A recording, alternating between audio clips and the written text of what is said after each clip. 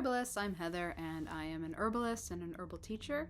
The last time I did this was over a year ago, and the laptop I use now doesn't easily connect with my mic, so apologies on the sound, but I've had a bit of energy and just a little bit of time, which is all it tends to take for me to get into some creative projects beyond my sort of 7 days a week herbal medicine teaching jobs.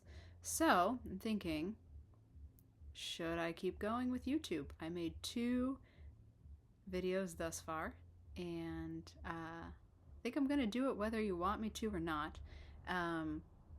But the topics will be varied. It will not be a comprehensive course on herbalism, but I do have a really wide range. I've been learning medicinal plants, or I started learning in 2003, and I've been teaching for a good amount of time. Went to 2 really substantial schools, which were actually in person, where we met several days a week for full days and more, and have a clinical training and clinical practice background, and I had a little herbal product business that I ran just as a one-woman thing for 10 years, and it was actually profitable. Looked really modest, but was profitable, and I made with my hands from fresh plants and some dried extracts of 300 different species of plants. No joke. So have a little bit of experience in this topic that has been super popular and ever more popular lately.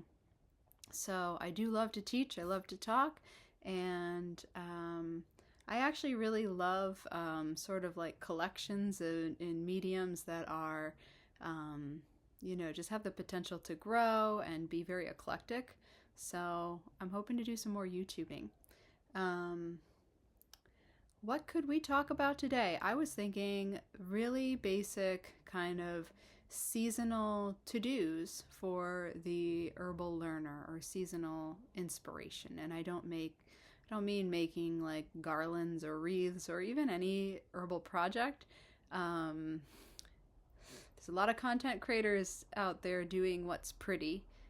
So there's a wealth of that. But as an herbal learner, what sorts of things could you maybe get excited about delving deeper into or looking forward to at this time of year? Right now it's December, about mid-December. And I live in the northeast of the U.S. I'm also a Canada-phile, visiting there now and then. And not just for political reasons, but what sorts of things would I be doing in like maybe 10, 15 years past herbal learner me, and what sorts of things am I doing nowadays? So one thing that I have students reaching me about often, and I support 2 different platforms that are sort of bigger than me, as a sort of friendly face for one, an instructor, and as sort of a homework and like Q&A support for the other. So students in at least one of those programs are reaching me often, and especially this time of year, about kind of what to do next. It is a really good time of year to start looking into herbal schools, herbal programs, etc. It used to be that they were scarcer than they are now. It used to be that fewer were online than are now. So a couple things I look for are teachers with some substantial commitment to the field. They've started learning some time ago. They've perhaps had their school established for a number of years. They have clinical practice, or sort of the clinical ethics and structure as part of their curriculum, if that's something you're interested in. Because there is a bit more of an art and ethic and skill to clinical practice beyond just learning sort of the herbal information. So that may be something of interest to you and something to look for and look at. And if you can find a school in your area, or find a school that it meets in person sometimes, even if it's just sort of seasonal or intensive or residencies.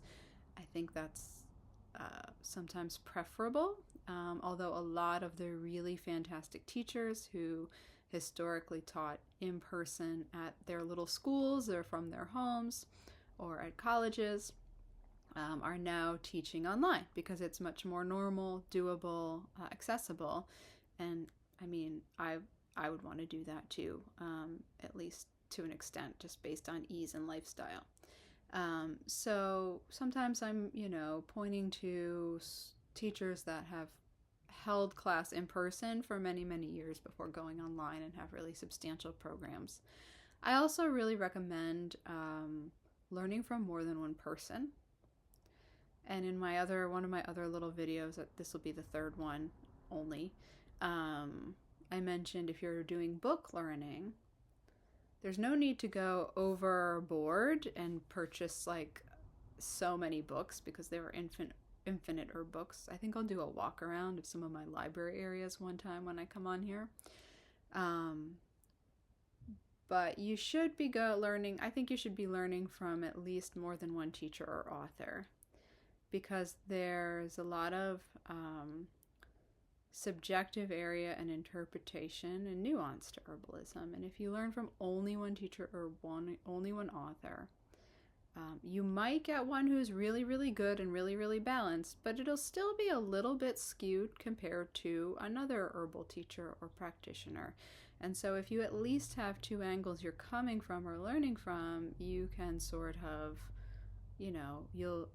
we're good at detecting those things, and it will enrich your sort of herbal worldview and perspective. So those are recommendations I have for any kind of new learners or someone wanting to maybe commit to like looking at a school program. A lot of them start in the spring, but not exclusively. So it's a good time to be looking. A lot of the schools are like interviewing now or taking applications now. It's like, or early winter. Also, something that I do like to do, and I used to really do to a huge degree this time of year, was start to look at the herbal conferences coming up for the year. So there are many that are online. There are many you can travel to and attend in person. Again, I think when possible, some in-person learning is good. And also, it'll give you a chance to rub shoulders with and have lunches with perhaps people who have started learning, who are either a little further along with you than you, or who just are coming with a perspective. And I don't even want to say a different perspective, because it could be a similar perspective to yours. And so those conferences are great for having chats with other participants and even other teachers. At all the conferences, the teachers are really accessible, and you can start to like hear and see other people's impressions maybe similar to yours. You might get a little more context and make some connections and just get a little bit of the sort of some herbalist culture, which I think is important. Okay, I put in a lot of time getting herbalist culture in my first 2 decades of learning, and now I do a lot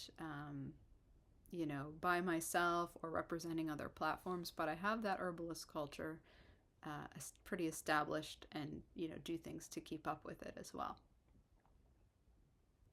So there are conferences, especially that are going to be happening in the summer. Again, some online, some in person. And if you're already quite a ways along in your learning, like let's say you've been learning for a couple of decades, and you might have something special to bring to the table. I got a foot in the door teaching at conferences maybe as long as 15 years ago. And I was I had a really good herbal education and a good undergraduate science education alongside that to sort of, as a sort of cross-linked foundation. And I was just kind of ambitious and pitched some proposals to teach at conferences, and it happened to be in a year that they were interested in, giving opportunities to some people who weren't like the big names. So, think about that. Think about local conferences.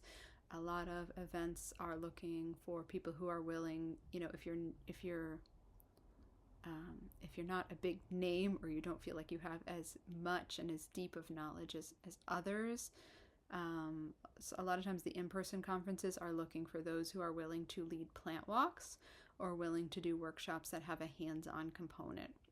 And that's in part because, the hands-on component does take a little bit more work to bring all those supplies there, but you may be fully capable at doing hands-on stuff if you've been doing herbal projects at home for a while. They're also looking for people who are willing to do programs with kids or young adults and teens, a lot of the in-person conferences. So, you might get a no, thank you, or a rejection, but there's potential to get involved in conferences and also to do work trade. The very first herbal conference I went to, I did work trade. Actually, the first at least 2 or maybe more that I went to, I did work trade. And, so you had to do simple tasks to help the event operate once it was underway. And you could get a discount or, something of that nature. And, consider that as well. You also get to just be a little bit more social. It forces you to be a little more social with more people depending on what task is given to you. Other herbal things. This one's more climate and region dependent, but in January, when I'm coming back to Ithaca, I'm in Ithaca now, but I'll go home for the holidays. I'll be taking some walks in gardens and winter gardens and wild places, and I don't necessarily need these types of manuals anymore, but there is some botany learning you can do in the winter. You could focus on weeds with like woody stems and aspects to them and their seeds. You could focus on some plants that stay partially green through the year. You could focus on tree ID through buds and barks. You could learn the conifers, the evergreen conifers really well. I used to have a few books of specifically that. We'll see if I still have them. You might learn a plant of a specific region that is, colder climate region. So that's something to delve into. And also just getting really cozy with the spices and the culinary herbs, which for beginners I think is, and also nutritive herbs, which for beginners I think is really sound to do.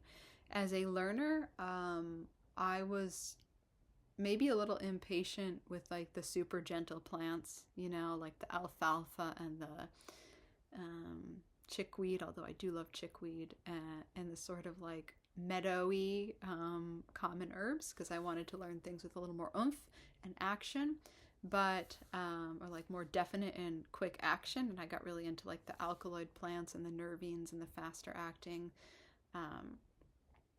medicinal plants of sort of the medium strength range, not the low dose botanicals, but the sort of like the skullcap and cramp bark and kava and plants of that nature.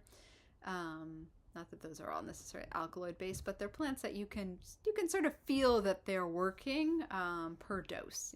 I was into those.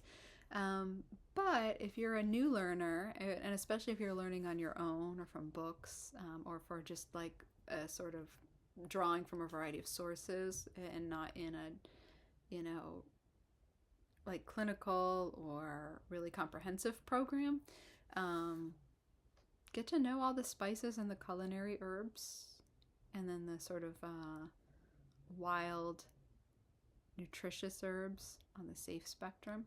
Get to know those really well.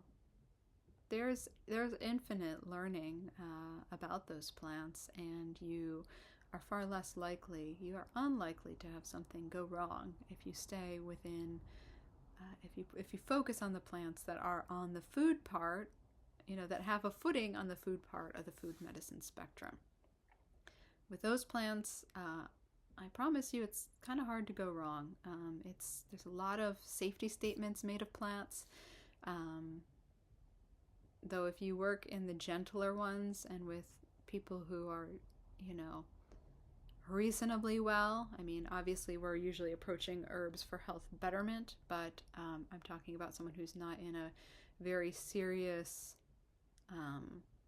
like terminal stage of a disease, or not in really delicate health balance, or not taking over 4 or 5 different medications, or even a few really strong medications.